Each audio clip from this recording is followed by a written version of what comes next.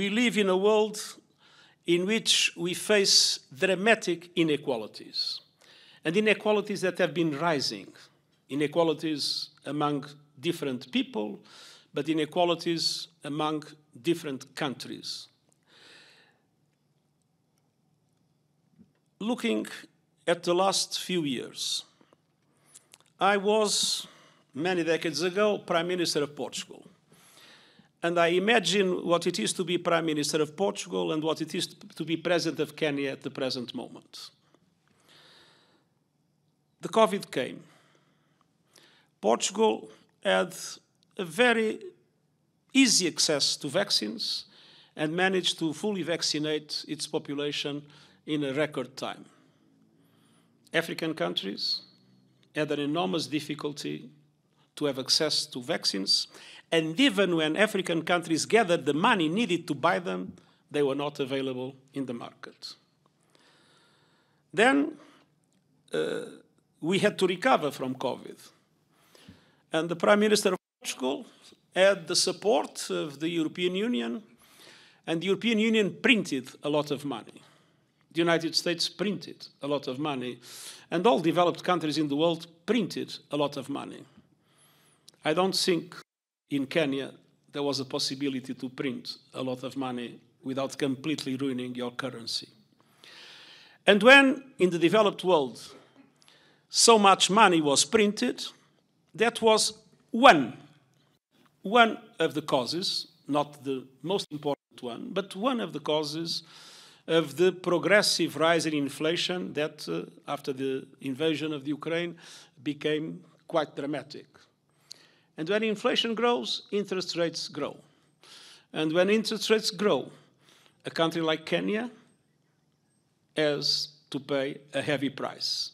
You couldn't print money, but you are paying the consequences, at least partial consequences, and the money that others probably have printed a little bit too much. Then, my dear friend Kristalina Georgieva, that is very concerned with the problems of the countries and the economies at that moment, was able to convince her board and to print in a different way the special drawing rights. The special drawing rights, thanks to her initiative, and I'd like to praise her courage, pushing for it, but there was one thing she couldn't change, the rules of distribution. So the Prime Minister of Portugal witnessed that the countries of the European Union, of which Portugal is a member, have received 160 billion US dollars for a population of a little bit less than 500 million people. Kenya, the President of Kenya, your predecessor at the time, was part of an African continent with more than 3 times, close to 3 times, the population of the European Union, and that received a total of 34 billion US dollars. And the least developed countries, that represent about 800 million people, almost double the population of the European Union, $17 billion. And we all know that reallocation has been a very complicated thing to put in place. And then, obviously, even if Portugal has a debt that is higher as a percentage of GDP than the debt of Kenya, it is still possible for Portugal to go to the markets and get credit in its own currency. With interest rates, I don't know the last figures, but probably around 4%, and for some time below 0. And for several years in the recent crisis, until the last inflation surge, around 1%. I think Kenya has a different story. You have a lower debt as a percent of GDP than Portugal, but the president of Kenya, when he tries to look into how the markets will respond to their need of financing, is much more difficult to find credit, and you'll find it at interest rates much higher. I don't know exactly if it is 12, 13, or 15%, but it is much higher. So this is the situation we have in the world. And I compare my own country with your own country. It is clear that my own country benefits from an international financial system and an international financial architecture that is biased, that is dysfunctional, and that is deeply unfair. And so your quest for reform is a perfectly understandable one and something that we must do everything to achieve. By coincidence, we'll be discussing tomorrow afternoon a draft for what I hope will be presented in the next few weeks in the UN to all member states with a policy brief on the reform of the international financial system in the context of preparation of the so-called Summit of the Future, or of our common agenda, as we name the set of initiatives in which we are involved, covering many other aspects, the digital compact, the problems of the agenda for peace, but as an essential focus on the questions related to how to address the dramatic structural inequalities that are embedded in the way our financial system. In our region, the Horn of Africa and the Great Lakes, we continue to face many crises and natural calamities. Kenya, in collaboration with other member states, regional organizations, and the UN, provides political leadership towards resolving some of these very complex challenges. Specifically, Kenya has taken a leading role in championing peace in Eastern DRC through the EAC-led Nairobi process. We are keen to work with all international partners to restore peace and security in the Sudan.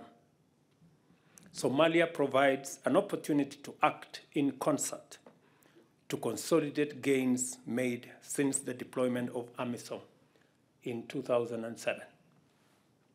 Kenya is proud of the United Nations offices in Nairobi and has invested heavily in the UN complex and Gigiri area's infrastructure. I call upon the leadership of the UN to strengthen the United Nations office in Nairobi to effectively extend its services to the Global South. We already demonstrate this goodwill in the ongoing renovation of the UN Blocks A to J, and we hope that upon completion, the state-of-the-art complex will be an iconic model at the status of other UN headquarters in the Global North, improving the delivery of its programs. I invite all of you to take advantage of the various hubs in Kenya to enhance efficiency and effectiveness in achieving your mandate. Mr. Secretary General, I have told you earlier that whenever you speak our language, and you are our voice on the two most important items that the Global South faces. Number one is the subject of climate change. We believe that it is time for us as humanity to appreciate the existential threat that climate change poses, not to any particular country, any particular region, but to humanity in its entirety. And the urgent need to reconfigure what can be done, what everybody can do to deal with this challenge. We have taken the position as people from the Global South that it is not enough for us to say we didn't contribute much. It is not enough for us to say we are victims.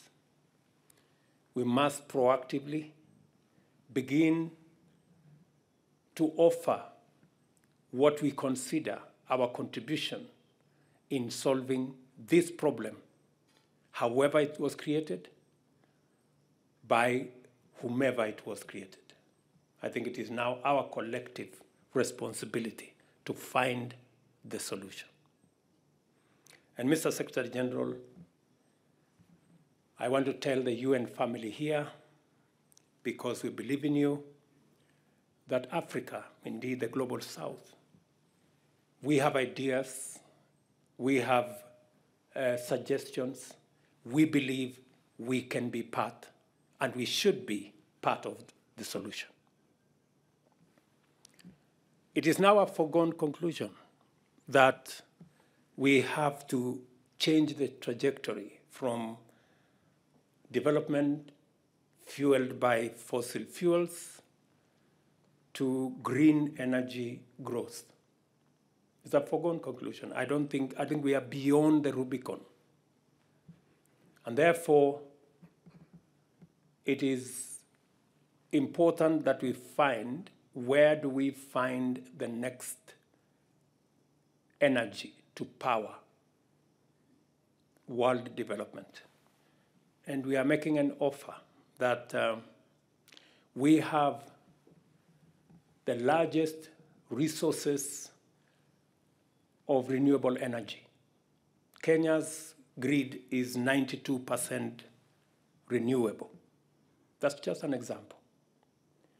We have huge resources in hydro, solar, wind, geothermal, and we are prepared and ready to make these resources available to solve this existential threat of climate change.